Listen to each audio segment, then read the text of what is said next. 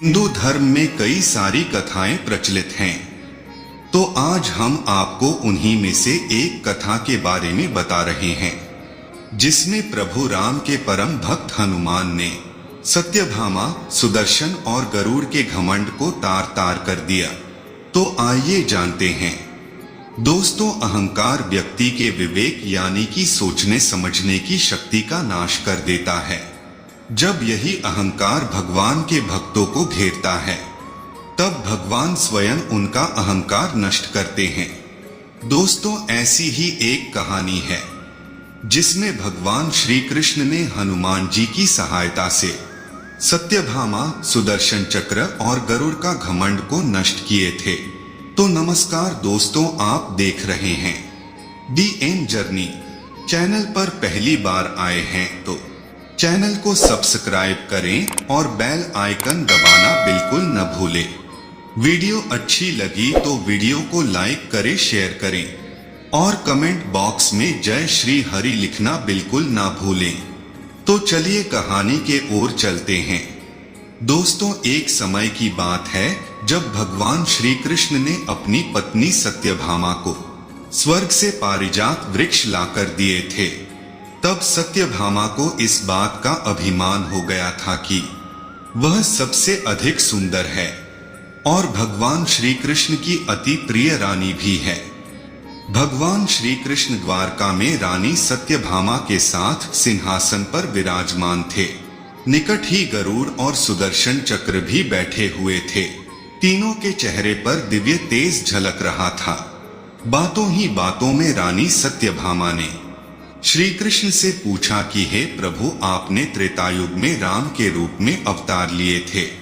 सीता आपकी पत्नी थी, क्या वे मुझसे भी अधिक सुंदर थी?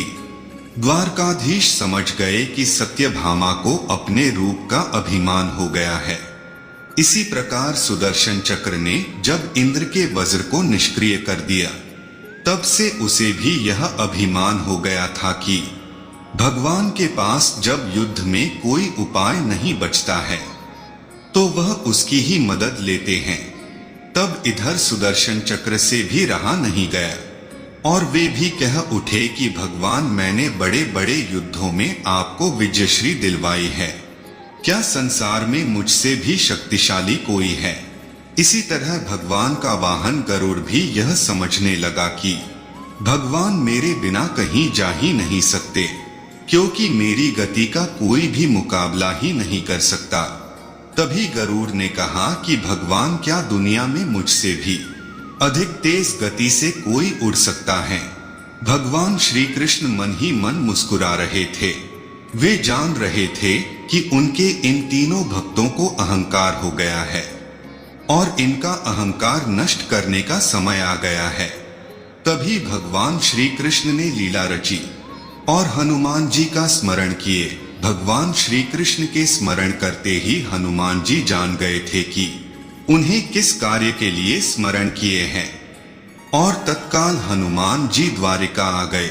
हनुमान जी जानते थे कि श्री कृष्ण ने क्यों बुलाया है, इसलिए सीधे राज दरबार न जाकर कुछ कौतुक करने के लिए उद्यान में चले गए। वहां पर वृक्षों पर चढ़कर उत्पात मचा दिया। फल तोड़े, कुछ खाए, कुछ फेंक दिए। वृक्षों को भी उखाड़ फेंका और पूरा बाग वीरान बना दिया। हनुमान जी किसी अनिष्ट की इच्छा से नहीं आए थे, वो तो केवल कृष्ण जी की सहायता कर रहे थे और उन्हीं की इच्छा से वाटिका को उजाड़ रहे थे। बात श्री कृष्ण तक पहुंची, किसी वानर ने राजोद्यान को उजाड़ दिया है।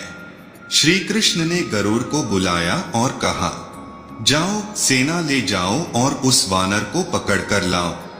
गरुड़ ने कहा, प्रभु, एक मामूली वानर को पकड़ने के लिए सेना की क्या जरूरत है? मैं अकेला ही उसे मजा चखा दूंगा। कृष्ण मन ही मन मुस्कुरा दिए, जैसा तुम चाहो, लेकिन उसे रोको। गरुड़ वाटिका गए और हनुमान जी को ललकारा, बाग क्यों उजाड़ रहे हो? फल क्यों तोड़ रहे हो? चलो, तुम्हें श्री कृष्ण बुला रहे हैं। हनुमान जी ने कहा, मैं किसी कृष्ण को नहीं जानता, मैं तो श्री राम का सेवक हूँ। मैं केवल उनकी आज्ञा का पालन करता हूँ, अन्य किसी की नहीं। गरुड़ क्रोधित होकर बोले, तुम नहीं चलोगे तो मैं तुम्हें पकड़कर ले जाऊंगा। हनुमान जी ने कोई उत्तर नहीं दिया।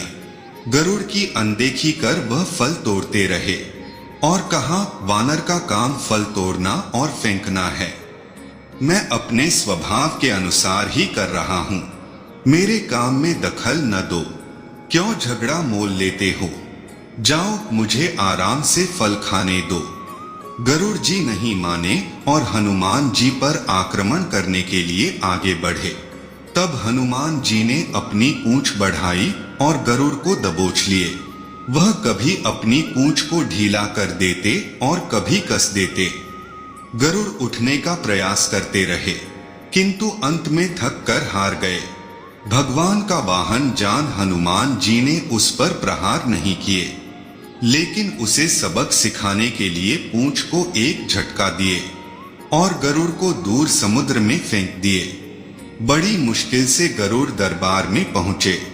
भगवान को बताए वह कोई साधारण वानर नहीं है, मैं उसे पकड़कर नहीं ला सका। भगवान मुस्कुरा दिए। सोचा गरुड़ का शक्ति का घमंड तो दूर हो गया, लेकिन अभी इसके वेग के घमंड को चूर करना है। श्री कृष्ण ने कहा, गरुड़ हनुमान श्री राम जी का भक्त है, इसीलिए नहीं आया। यदि तुम कहते कि श्री राम ने बुलाया है तो फौरन भागे चले आते। हनुमान अब मलय पर्वत पर चले गए हैं। तुम तेजी से जाओ और उससे कहना, श्री राम ने उन्हें बुलाया है। तुम तेज उड़ सकते हो, तुम्हारी गति बहुत है, उसे साथ ही ले आना। गरुड़ वेग से उड़े और मलय पर्वत पर पहुंचे। हनुमान जी से क्षमा मांगी। कहा, श्री राम ने आपको याद किए हैं, अभी आओ मेरे साथ, मैं तुम्हें अपनी पीठ पर बिठाकर कुछ ही क्षणों में द्वारिका ले जाऊंगा। तुम खुद चलोगे तो देर हो जाएगी, मेरी गति बहुत तीव्र है, तुम मुकाबला नहीं कर सकते। हनुमान जी मुस्कुराए और भगवान की लीला समझ गए। कहा, तुम जाओ, मैं तुम्हारे पीछे ही आ रहा हूँ। गरुड़ ने सोचा, पता नहीं हनुमान जी कब पहुँचेंगे। खैर, मुझे क्या, कभी भी पहुँचे, मेरा कार्य तो पूरा हो गया, मैं चलता हूँ। यह सोचकर गरुड़ जी शीघ्रता से द्वारका की ओर चल पड़े। इधर द्वारिका में भगवान श्री कृष्ण राम रूप धारण कर तथा सत्यभामा को सीता बना सिंहासन पर बैठ गए। सुदर्शन चक्र को आदेश दिया, द्वार पर रहना, कोई भी मेरी अनुमति के बिना प्रवेश न कर पाए। भगवान की आज्ञा पाकर सुदर्शन चक्र महल के प्रवेश द्वार पर तैनात हो गए। श्री कृष्ण समझते थे कि श्री राम का संदेश सुनकर तो हनुमान जी एक पल भी रुक नहीं सकते। गरुड़ को तो हनुमान जी ने विदा कर दिया और स्वयं उससे भी तीव्र गति से उड़कर गरुड़ से पहले ही द्वारका पहुंच गए। दरबार के द्वार पर सुदर्शन ने उन्हें रोककर कहा, बिना आज्ञा अंदर जाने की मनाही है। जब श्री राम बुला रहे हों तो हनुमान जी विलंब सहन नहीं कर सकते। सुदर्शन को पकड़ा और मुंह में दबा लिया। अंदर गए। सिंहासन पर श्री राम और सीता जी बैठे थे। हनुमान जी समझ गए, श्री राम को प्रणाम किया और कहा, प्रभु आने में देर तो नहीं हुई। साथ ही कहा, प्रभु माँ कहाँ है? आपके पास आज यह कौन दासी बैठी है? सत्यभामा ने ये सुना तो वे लज्जित हो गई, क्योंकि वह समझती थी कि कृष्ण द्वारा पारिजात लाकर दिए जाने से वह सबसे सुंदर स्त्री बन गई है। सत्यभामा का घमंड चूर हो गया। उसी समय गरुड़ तेज गति से उड़ने के कारण हांफते हुए दरबार में पहुंचे। सांस फूल रही थी, थके हुए से लग रहे थे और हनुमान जी को दरबार में देखकर तो वह चकित हो गए। मेरी गति से भी तेज गति से हनुमान जी दरबार में पहुंच गए और लज्जा से पानी पानी हो गए। गरुड़ के बल का और तेज गति से उड़ने का घमंड चूर हो गया। अब बारी थी सुदर्शन की। श्री कृष्ण ने पूछा, हनुमान तुम अंदर कैसे आ गए, किसी ने रोका नहीं।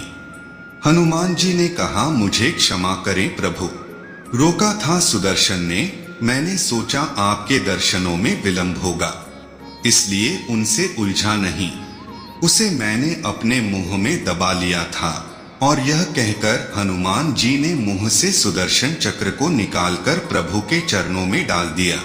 तीनों के घमंड चूर हो गए। श्री कृष्ण यही चाहते थे।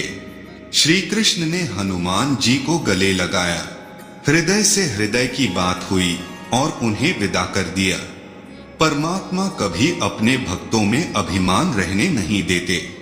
अगर भगवान श्री कृष्ण सत्यभामा, गरुड़ और सुदर्शन चक्र का घमंड दूर न करते तो वे तीनों उनके निकट रह नहीं सकते थे। और परमात्मा के निकट वही रह सकता है जो मैं और मेरा से रहित है।